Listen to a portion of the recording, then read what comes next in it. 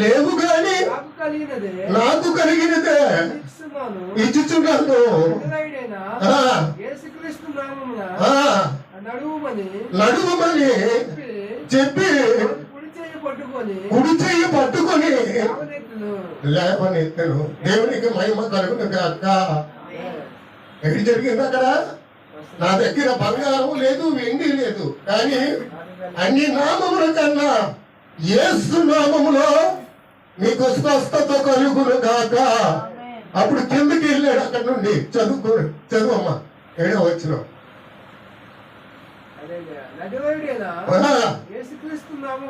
నజరేయుడైన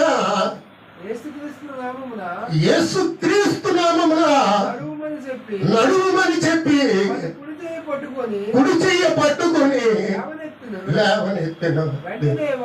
వెంటనే పాదములను బలము పొందును. లెగిసి నిలిచి నడుచుచు దేవుణ్ణి స్తుతించుచు దేవునికి మహిమ కలుగుగా. ఇక్కడ రోడ్డు మీద కూర్చున్నాడు పాపం, పుట్టుకతో కుంటివాడు. కూర్చొని అందరూ వేసుకున్న డబ్బులు తింటున్నాడు. ఈలోగా పేతురు సువార్త ప్రకటిస్తూ యోహానీలంతా కూడా దేవుడి పరిచయం చేస్తూ వస్తున్నారు. వచ్చినప్పుడు ఎగాదిగా చూస్తున్నాడు. ఎవరు కాసి? పేతురు కాసి, యోహాను కాసి ఏమైనా డబ్బులు ఇస్తే సహాయం చేస్తారేమో అని. అప్పుడు పేతురు చూసి, నా దగ్గర బంగారము వెండి లేదు, కానీ యేసు నామములో, నజరేయుడైన యేసు నామములో నీకు సంక పట్టుకొని ఎత్తి చెయ్య స్వస్థత కలిగజేసి.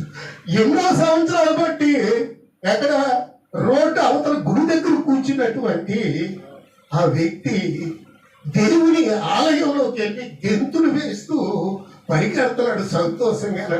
దేవునికి మహిమ కలుగును గాక. ఎందుకంటే మనం బాధతో ఉండక్కర్లేదు, కష్టాలు పడక్కర్లేదు. మన దేవుడు అందరికన్నా గొప్పవాడు కాబట్టి మనకి స్వస్థత చేసేది ఆయనే. హల్లెలూయా. వెంటనే నజరేయుడైన యేసు నామములో స్వస్థత కలుగును గాక. వెంటనే అవన్నీ కూడా పారిపోయాయి మొత్తం. అది అపోస్తలుల కార్యాల గ్రంథం 16వ అధ్యాయము 16, 17, 18 వచనం. అక్కడ 3 దాసులు బయలుదేరుతూ ప్రయాణిస్తుండగా అక్కడ చదువమ్మా.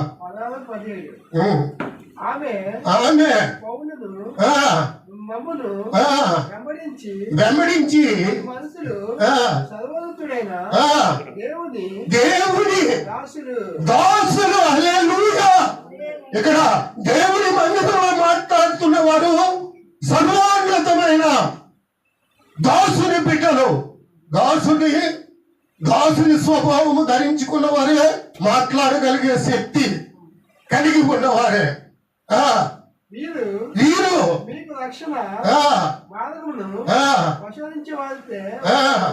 కేకలు వేసి ఆమెలుగా చేయుచుండును. కనుక పౌలు దాని వైపు తిరిగి నీవు ఆమెని వదిలిపోమని యేసుక్రీస్తు నామములో దుష్ట శక్తి ఆజ్ఞ ఇచ్చిన వెంటనే పారిపోయింది. హల్లెలూయా. దట్టిపోయింది. యేసు నామములో దుష్ట శక్తి పారిపోయింది. అక్కడ ఎన్నో రోజులు దెయ్యం పట్టిన ఒక పిల్ల ఉంది. యేసుక్రీస్తు ప్రభు వారు సువార్త ప్రకటిస్తూ 3 దాసులు బయలుదేరి ప్రయాణిస్తున్నారు. కరెక్ట్ గా అక్కడికి వచ్చినప్పుడు ఆ దాసులు చెప్పినప్పుడు వెంటనే యేసు నామములో అన్ని నామముల కన్నా ప్రభు అయిన యేసుక్రీస్తు నామము పైనామం కాబట్టి వెంటనే ఎప్పుడైతే మనం యేసుక్రీస్తు నామములో ప్రార్థన చేస్తున్నామో మన సమస్యలన్నీ తీరుస్తాయి. అయితే మనుషులు కనుక మనకు అనేకమైన కష్టాలు, బాధలు, సమస్యలు, ఇబ్బందులు ఉంటాయి. వీటిని అధిగమించిన వారే దేవుడికి ఇష్టమైన బిడ్డలు. ఎందుకంటే శ్రమలు వచ్చినప్పుడు దేవుని సన్నిధిలోకి రావడం మానేయడం వల్ల మనం ఇంకా అపవాది మనని శరీరంలో ప్రవేశించి మనని పీడించడం మొదలు పెడుతుంది. మనం అలా ఉండకుండా దేవుని నామాన్ని మనం ఎరిగి ఉన్నాం. ప్రభువుని యేసుక్రీస్తు నామంలో మనం ధరించుకున్నాం కాబట్టి ఆయన నామాన్ని మనం పట్టుకొని మనం ముందుకు సాగిపోవాలా. ఎంత దూరమైనా సరే, ఎన్ని కష్టాలు వచ్చినా సరే మనం విడవకూడదు. యోహాను సువార్త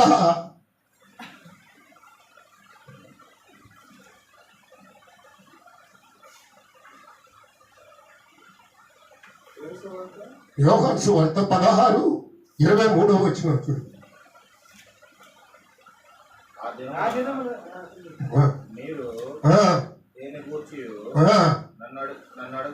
అడుగుతురా మీరు తండ్రిని నా పేరట, యేసుక్రీస్తు పేరట ఏది అడిగినను ఆయన మీకు అనుగ్రహించినని మీతో నిశ్చయంగా చెప్పుచున్నారని అని.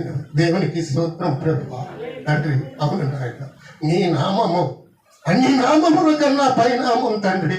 మేము నాయన తండ్రిని అడిగేటప్పుడు నాయన నీ యేసు నామములో ప్రార్థన చేయుచున్నాము తండ్రి అంటే మనకి సమస్తము దేవుడు అనుగ్రహిస్తాడు. ఈరోజు కూడా మరి ఎంతో సంతోషంగా మరి దేవుని సన్నిధిలోకి రావడం, మరి దేవుడు మరి యొక్క వెలుగుని మనం అందరం కూడా పొందుకున్నాం. దేవుని మహిమ కలుగును గాక. మరి చాలా మంది రాలేకపోతున్నారు. వచ్చిన వారు వెళ్దాము అని మనసు కలిగిన వారందరూ కూడా ధన్యులే. ఎందుకంటే దేవుని సన్నిధిలో ఒక్క దినము గడిపితే 1000 దినములు శ్రేష్టము. ఆ నామమే అన్ని నామముల కన్నా పైనామము గనుక మరి ఈ నామములో మీరందరూ వచ్చిన బిడ్డలందరికీ స్వస్థత కలుగును గాక. ఆమేన్, హల్లెలూయా. మరి ముగిస్తూ ఉన్నాను. మరి మన మధ్యలో ఉన్నటువంటి ప్రార్థన వాక్యం కొరకు చేస్తారని కోరుకుంటున్నాను. ప్రార్థన చేస్తామా?